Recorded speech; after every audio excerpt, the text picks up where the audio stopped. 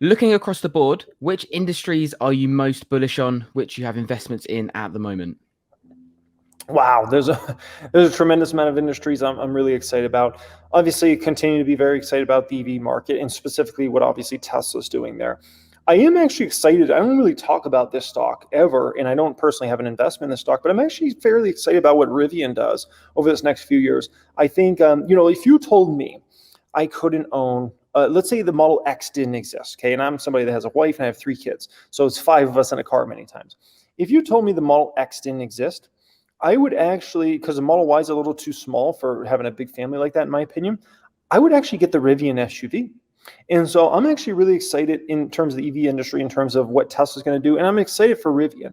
Lucid, my gosh. I mean, when it comes to them, it just seems like they're a financial mess. And I don't know how that's going to fix itself because they're selling such high priced vehicles.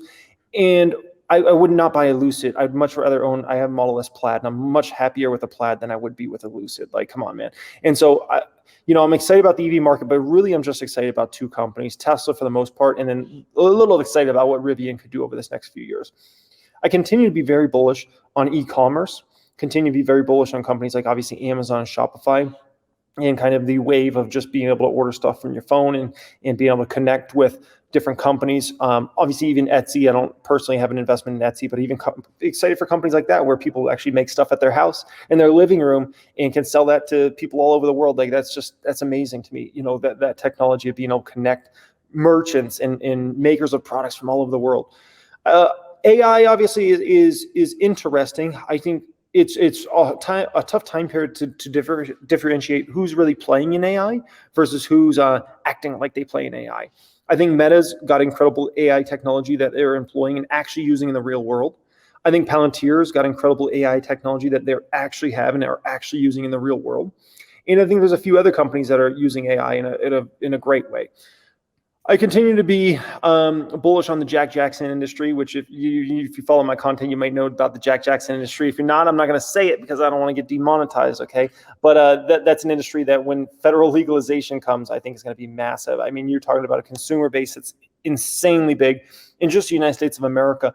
And I think over this next generation, we're going to see people go from the illegal market to the legal market in terms of those particular products. So that continues to be an industry that has, in my opinion, massive growth ahead. So when I think about those industries I'm excited about, those are the industries. I was really excited, obviously, about the kind of like the plant-based food movement and whatnot, but it just seems like some of that fizzled out after Rona kind of ended and we opened back up, and it seemed like a lot of people went back to more traditional diets and meat eating and things like that. So that's an industry that's having a lot of trouble right now, and I hope some of these companies get through it. But it's a problem. Let's just call it that for a lot of those companies. It's been a really tough kind of sledding there.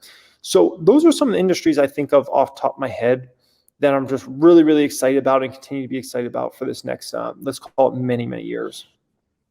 So you mentioned a few different industries there, ad tech, the EV revolution. What exactly is it you're looking for in new industries? When you're thinking about making some concentrated bets. Yeah, so I'm thinking about a few things. One is kind of a massive TAM opportunity, right? So when I thought about, when I first started investing in Tesla, let's say maybe 5 years ago, one of the things I looked at was, I think this company's going to become a mass vehicle maker, and have iPhone-ish type market shares long-term in the United States of America. That was my belief, and we'll see if that happens, right? So I looked at how many vehicles are sold per year, and then I ran the numbers on that, and what about an average selling price? So the first thing I'm going to look at is TAM for this industry. If I think about something like e-commerce, I mean, my gosh, it's trillions of dollars of TAM for an opportunity, for e-commerce over this next 10, 20, 30 years, right? It's absolutely epic. So those are some of the things I'm looking at as really this like massive kind of TAM expansion opportunity where you're just viewing it and it's like, dude, this is such a epic big opportunity. If I think about something like a Palantir with obviously software, I mean, you think about the amount of money that's spent on, SaaS companies each and every year.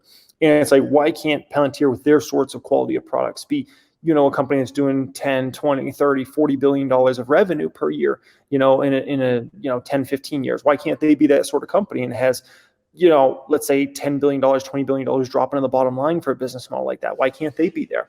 So those are some of the things I think about is TAM, And where is this company in the forefront of that next game change technology to go to that next level? That's the big thing I got to be confident in there.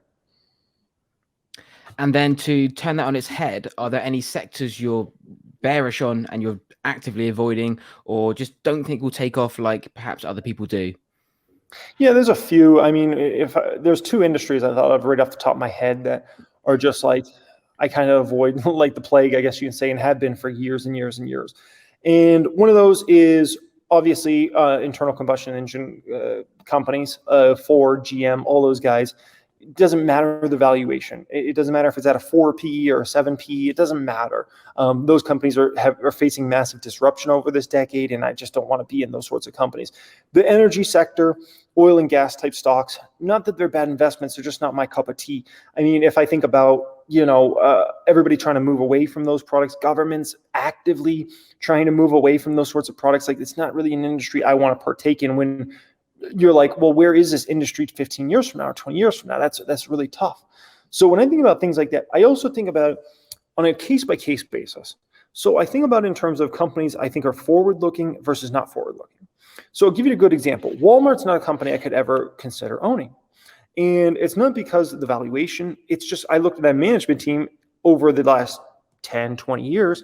And Walmart was a stock I owned very early on in my investment journey of, let's say, 09, 2010. But I see a company there that has a bad DNA. They don't have a good DNA. They don't have the type of DNA to be forward-looking. They could have really fought Amazon hard. They could have even maybe potentially eliminated Amazon if they really wanted to. But they let Amazon become a company that was just as big as them and then much bigger, and it's going to be exponentially bigger. And so I see a company that's not forward-looking enough and just much too focused on the quarter rather than the decade.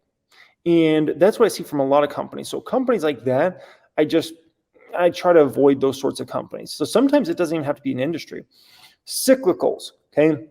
So if I think about even like steel companies and whatnot, those can be a troubling place to get into because they go through these massive up cycles and down cycles.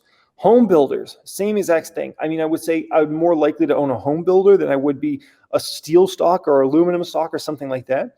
But even those sorts of companies can go through huge boom and bust cycles, obviously, when it comes to housing. And obviously, we've gone through a massive boom cycle over the last few years in regard to housing. If the economy was to get in any sort of bad place, we're going to go through a pretty big bust cycle in terms of the home builders as well. And those bust cycles can last many years. And even if we don't go through a bust cycle, but we slow down massively, you could be talking about some of those companies' net incomes falling 20, 30, 40, 50%, which is not obviously the most fun thing in the world, especially when you trade at very strict valuations in industries like that.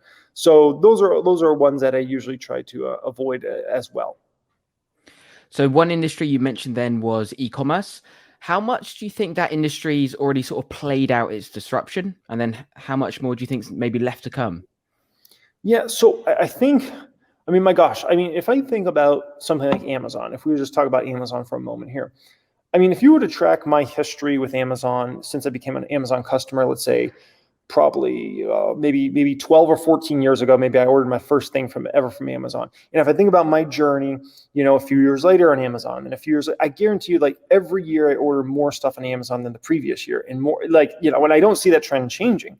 Is there a day when we're even ordering all our groceries from Amazon?